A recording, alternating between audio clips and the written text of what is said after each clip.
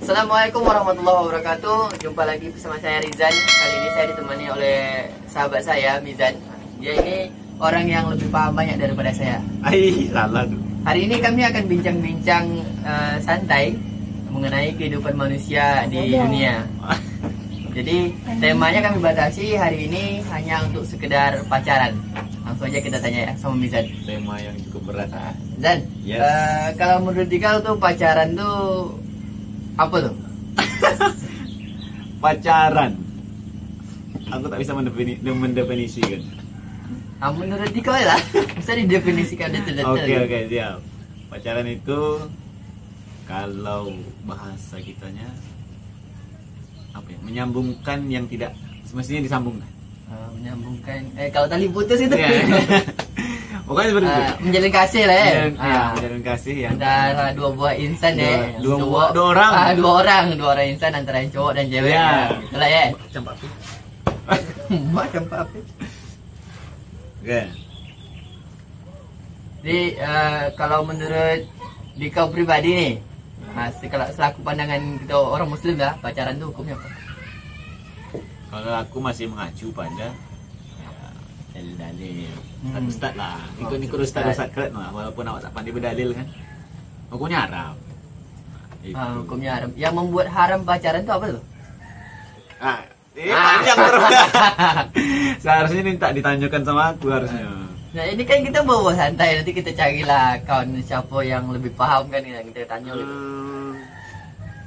Yang pasti satu, orang yang pacaran itu kemungkinan besar dia pasti akan melekatkan hatinya pada orang yang tidak seharusnya dimiliki.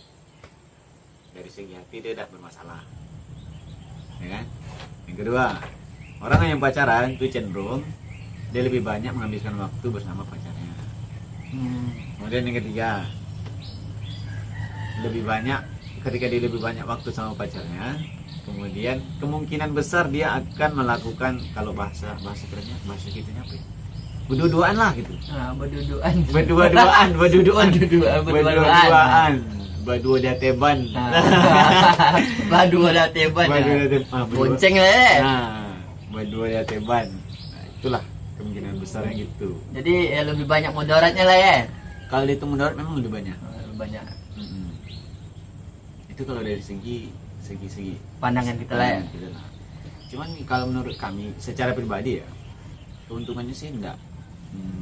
Mungkin ada kalau mungkin dari kawan-kawan yang berpandangan pacaran itu ada manfaatnya, atau masih ada kok yang berjodoh karena pacaran awalnya gitu.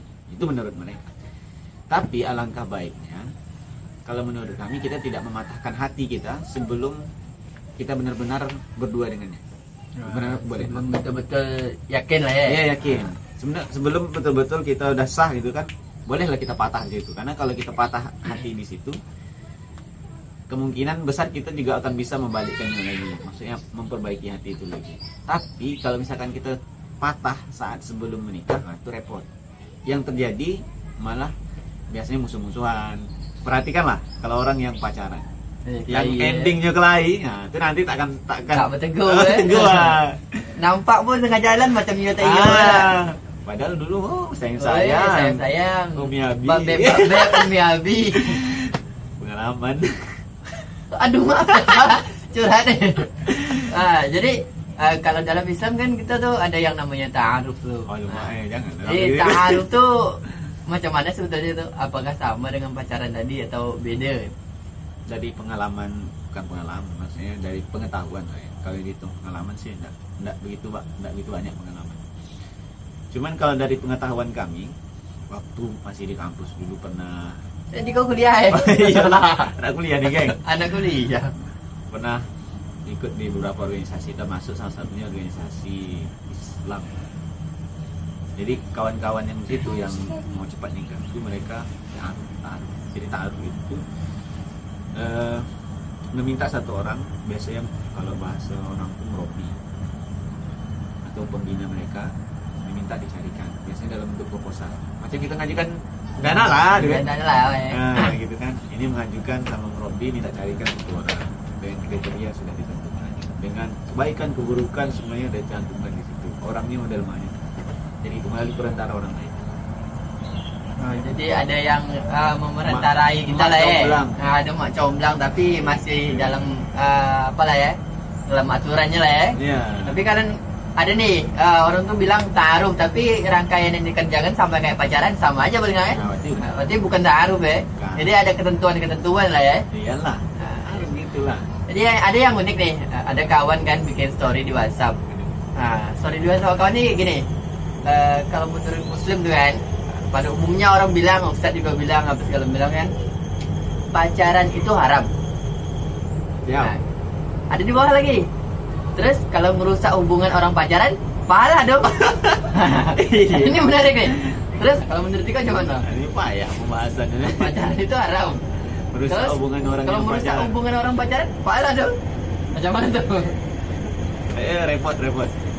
Cuman cara berpikirnya itu, kalau hitungannya ngerusaknya macam mana dulu? Ngerusak, berarti ngerusak dalam artian dia kepala, dia memisahkan hubungan orang tuh lah, hubungan pacarannya, bukan silaturahminya lah kan. Kalau silaturahmi kan kita biasa-biasa kan. Nah, kalau maksudnya hubungan gitu, pacaran kan, kalau misalkan silaturahminya dirusak sekalian, itu bahaya. Hubungan Bisa pacaran aja orang memutus hari silaturahmi orang kan. Tapi ini hubungan pacarannya aja yang nampak mudaratnya, yang maksiat ya. Orang berjalan berdua-duaan bukan mengkudam kan, itu dosa. Nah, itu yang dirusak sama dia, pola-pola yang kayak gitu. Oh gitu. Terus Tapi sudah itu pacaran orang tuh bubar. Nah, dia nggak ngambil gitu. Oh gitu. Itu kan bubar gara-gara dia, tapi hubungan silaturahminya tetap. Nah, itu apa? Macam mana tuh? Bagus. Malah bagus. Bagus. Pahala ya? Pahala. Iyalah. Apa namanya itu? Apa sih bahasanya? Merusak hubungan yang tak seharusnya dilakukan, tapi menuju kepada kebaikan. Setidaknya setelah itu orang itu berubah. Jangan sampai setelah itu orang itu masih pacaran dengan yang lain, itu jadi masalah. Nah, tapi dia merusak nih, kata-katanya kan gantung dong, merusak hubungan orang. Pahala dong. Tapi dia nggak memberikan solusi di sini. Dia hanya merusak gitu aja kan, tapi nggak ada solusi. Kalau kita rusak kan orang itu pacaran, tak seharusnya kayak gini, tak seharusnya gini, tapi harusnya kayak gini. Ada solusi nih, tapi dia hanya merusak gitu. Nah itu dibiarkannya orang tuh kasih gantung. Itu pembahasannya lebih dalam lah gitu. Tapi yang jelas kalau memang niatnya untuk apa namanya itu, ngasih kebaikan, dakwah tuh apalah kan. Itu kalau kita itu harus bisa menempatkan sesuatu pada tempatnya, atau kalau dalam bahasa kita itu dakwah bil hikmah. Dakwah bil hikmah itu kita tak harus menjadi orang ini dosa, pacarannya dosa. Ya kalau orang dibuat macam itu marah, masih marah. Nah, tapi sindirnya secara halus deh. Harus kita ajak dulu, ajak jadi berkawan, sanggup gitu kan, berkawan sambil masuk sedikit. Misalkan ya sama macam pendaki. Itu pendaki itu sebetulnya banyak juga mudaratnya itu kalau dihitung sampai ke atas. Berapa banyak orang yang bukan muhrim sampai ke atas. Nah tugas kita yang mendaki, yang dah tahu, nah itu besar di situ. Nah cuman supaya orang tuh yang satu tendanya tak muhrim bisa jadi berpisah gitu, pisah tenda, walaupun mereka satu tim. Kalau gitu kami pernah lakukan tuh, yang bukan muhrim ya. Tapi kami sampai ke atas puncak tuh kami berbual loh, namanya pendaki sama pendaki buat asik nih. Buat pendaki ternyata orang tuh tendanya satu. Nah, kami tendanya dua. Nah, jadi yang ceweknya cuma 2 orang, kami ibu-ibu nih kami pisahkan. Jadi yang apa nih kami lah Ica bergabung ronda lah sama orang tuh kan. Ibu-ibu tidurlah tenda tuh Bu, yang sama-sama ibu-ibu kan. Kami gini ya pernah ambil kan. Tapi itu kan kita harus kontak dulu sama orang itu. Nah yang terjadi gini nih, pada saat cuacanya ekstrim. Waduh itu gawat. Nah cuacanya ekstrim di puncak itu ke puncaknya. Nah cuacanya ekstrim.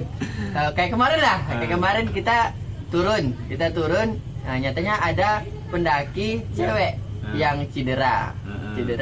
Nyatanya dari kawan-kawan satu timnya baru pertama kali daki semua. Oh yang kemarin. Nah P3K tak bawa. Nah, terpaksa kita keluar ke P3K kan. Terus kita tanya, ada yang bisa ngurut nggak dari kalian? Nyatanya nggak ada. Paksa kita. Nah kita kan cowok semua. Nah, ya kita minta izin lah sama yang punya badan kan, kita ngurut walaupun kaki kan atau tangan. Tapi kan itu bukan murim nih. Nah, kita nggak ada perlengkapan untuk ngalas kayak handscone atau sarung tangan yang apa kan. Yang jelas kita lakukan nih. Tadi izin mereka. Kalau tidak ditolong bisa jadi parah kan. Nah itu macam mana pula tuh? Oh, ini lebih dalam lagi. Memang kajiannya hukum-hukum semua. Nanti dia. kalau salah hukum bahaya. Salah hukum bahaya. kalau kami berpendapat jangan sampai kita tuh mencari kesempatan dalam kesempitan. Kan biasa yang dilakukan orang tuh, bukan biasa sih, tapi banyak juga orang yang melakukan mencari kesempatan. Oh, ini cewek cantik. Kebetulan yang lain tak bisa ngurut. Wah, kesempatan untuk ngurut kaki. Kalau memang di situ tak ada alternatif lain yang bisa dilakukan, ya, memang tak ada sama sekali, ya boleh. Hal mendesak lah ya. Iya. Kayak macam ni kan, kalau dalam hukum kita kan makan daging babi itu haram. Tapi kalau tak ada makan sama sekali, hanya itu untuk menyambung hidup, bisa ya. Tapi hanya untuk sekedar lepas gitu aja, iya, bukan udah. sampai habis atau gimana. Gitu. Nah, itu. Jadi kadang ya kita hanya melakukan pertolongan pertama lah ya. Habis itulah selesai. Kembalikan sama orang tu kan. Terserah dia lah lagi. Penting kita ingatkan kita tolong. Daripada gitu. dia apa di situ Lebih tinggal parah ya. gitu. Bisa Lebih jadi parah. dia musim hujan hipo lah ya langsung kan. Selesai sudah. Lebih parah kan daripada itu. Jadi sah-sah ya lah ya. Insya Allah. Tapi ya artinya tak ada alternatif lain sama sekali.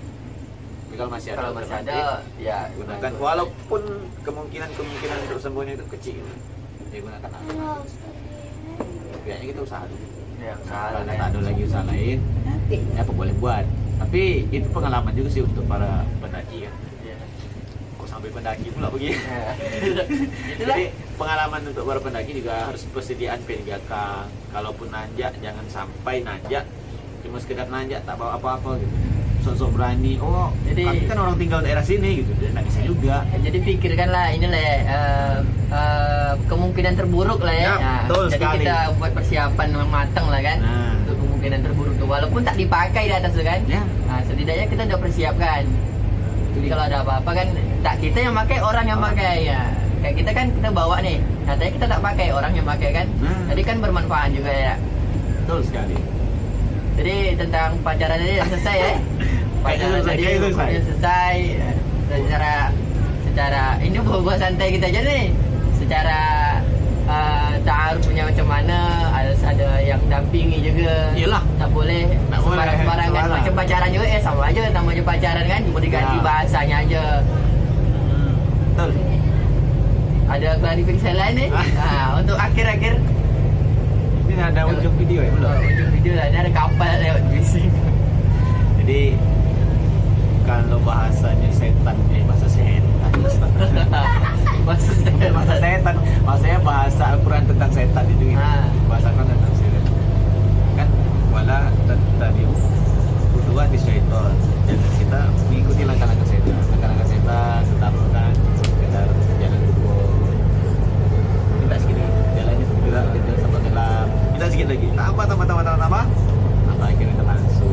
Terlanggo lah kawan kan. Itulah mencoblos sebelum hari H. Mencoblos sebelum hari H. Itu bahaya tuh mencoblos sebelum hari H. Jadi sebisa mungkin kita hindari lah ya hal-hal yang macam itu kan. Iya betul. Tapi nyatanya kan di dunia sekarang nih yang itu tuh yang dicari kawan kan. Yang ya itulah yang imannya lebih kuat dari ini, yang lebih kuat dari setan tadi bisa agak kurang ya kan. Tapi yang ikut ke arah itu jauh lebih banyak. Cuman ada lagi faktor lain gitu. Ada faktor lain yang mungkin berpengaruh. Kawan lah Bukan. Faktor lain itu mahar. Oh, mahar. Ya. Ketika mahar tinggi, apa itu? Iya. Ketika mahar tinggi, maka orang tuh berbuat duluan, secara tak langsung dinikahkan. Cari yang rendah. Cari yang rendah. Kita istilahnya tidak memurahkan mahar. Tapi yang jelas bagi seorang wanita itu dia berusaha lah untuk memurahkan, tapi bagi seorang pria berusaha untuk mencari yang terbaik gitu, terbaik. Tak saling memberatkan lah ya. Saling memberatkan satu sama lain. Nah, jangan sampai orang tua malah menjadi apa ya? Bukan founder ya. Orang yang paling memberatkan tuh orang tua. Misalkan orang tua minta 20, 30, 40, 50. Nah, sementara mereka tak sanggup. Akhirnya mereka mencari alternatif lain yang 20, 30, 40 tak dapat, rupanya cuma 50.000. Ini akan terbuat selesai. Nah, itu kan kesannya berat. Jadi untuk kawan-kawan nih ya, karena ini dah habis juga, kami dan nelpon Ustaz pun nanti tak terekam soalnya. Jadi hindarilah hal-hal macam tu dari pacaran-pacaran tadi. Ini kawan kita nih sampai sekarang nih pacaran dulu pacaran, sekarang dah hisap lah. Sekarang dia kori. udah bagus lah kan. Nah, jadi bagus betul. Walaupun dia menahan jomblo yang lama, dia kena bully sama yang udah nikah, kawan-kawan udah nikah kan. Jadi macam itulah, harus sering dihindari hal-hal yang macam tu. Dia dari mata nih banyak berbuat yang tidak, banyak juga bisa berbuat yang baik. Jadi untuk kawan-kawan sebisa mungkin dihindari lah ya. Siap. Pesan-pesan lah. Pesan-pesan ya? Pesan-pesan lah untuk penonton setia YouTube dari Mizan. Ini untuk semua penonton atau untuk khusus permasalahan pacaran? Nah, semua permasalahan pacaran dan penonton lah, nanti penonton yang bisa menyampaikan. Oke, baik. Kalau pesan dan kesan, bukan pesan dan kesan ya, pesan-pesan lah ya. Pesan untuk para penonton YouTube yang ada di channel Rizan Ardianto official. Officialnya udah udah diganti. Pokoknya di Rizan Ardianto. Gini, kita apalagi di bulan puasa, ini naik bulan puasa channelnya. Ya, naik bulan puasa. Oke. Hari Jumat lah. Jumat besok sekarang tanggal 7, tanggal 8. Oke. Kalau misalkan kata Imam Ali itu, ketika seseorang itu dilahirkan, maka orang-orang di sekelilingnya akan tertawa. Ya, sedangkan dia menangis. Betul tak? Kalau bayi tak menangis malah jadi masalah ya. Tapi bayi aku tak menangis. Itu masalah tuh. Anakku bersin. Tapi sebaliknya ketika seseorang itu meninggal, wafat atau tak ada gitu, berusahalah untuk orang lain menangis sedangkan dia tertawa atau bahagia. Gitu. Ketika dia dilahirkan, orang lain yang tertawa, dia menangis. Tapi sebaliknya ketika dia tiada, orang lain menangis, dia tertawa. Ini bukan hanya sekedar soal orang pergi, orang meninggal, bukan. Tapi misalkan kita juga berada di suatu daerah, suatu tempat, ketika kita tak berada di tempat itu, maka berusaha agar orang lain merasakan kesedihan karena kita pergi ke tempat lain, karena kita meninggalkan tempat itu. Nah, artinya apa? Bagi seorang manusia yang diminta itu adalah satu, apa? Manfaatnya. Ketika seseorang itu bermanfaat di suatu tempat, di suatu daerah, maka dengan otomatis pasti orang lain akan merasakan kehilangan ketika dia tak ada di situ. Tapi ketika dia tidak memberikan manfaat sama sekali, atau malah dia memberikan mudarat, yang terjadi malah sebaliknya, orang lain tertawa. Oh, alhamdulillah si Anu itu alhamdulillah si Anu itu udah pindah, alhamdulillah si Anu itu tak ngekos di sini, udah bebas. Nah, maka yang pertama, usahakan kita itu bisa memberikan manfaat yang lebih di mana tempat kita berada. Buatlah program apapun di daerah kita, di tempat kita, apalagi bagi anak muda. Buat program-program cantik, canggih, hebat, keren, supaya orang-orang di sekitar kita menerima manfaat dari apa yang kita buat. Nah, macam di tempat kami misalkan ya, bukan karena sombong, tidak. Kami itu membuat program namanya Muda Berbagi. Jadi di situ ini bisa teman-teman tiru nanti kami kumpulkan sedekah dan kemudian kami berikan kepada warga daerah di tempatan yang nampaknya kurang beruntung atau membutuhkan. Jadi teman-teman di daerah juga bisa buat masing-masing, buat hal yang seperti itu atau buat yang lebih daripada itu. Masih banyak hal-hal keren yang bisa kawan-kawan buat untuk bisa memberikan manfaat kepada orang lain. Nah, itu kawan-kawan, besarkan manfaat, kecilkan mudarat. Oke, besarkan manfaat, kecilkan mudarat. Lupakan kesalahan orang lain kepada kita. Siap. Kita ingat-ingat kebaikan dia ya. Nah, oke teman-teman penonton setia YouTube saya, itu tadi adalah bincang-bincang santai kami bersama Mizan dan tentang mengenai pacaran dan hukum-hukum yang ada menurut kami. Kalau dalil-dalil kami tidak ada menyampaikan dalil yang lebih-lebih.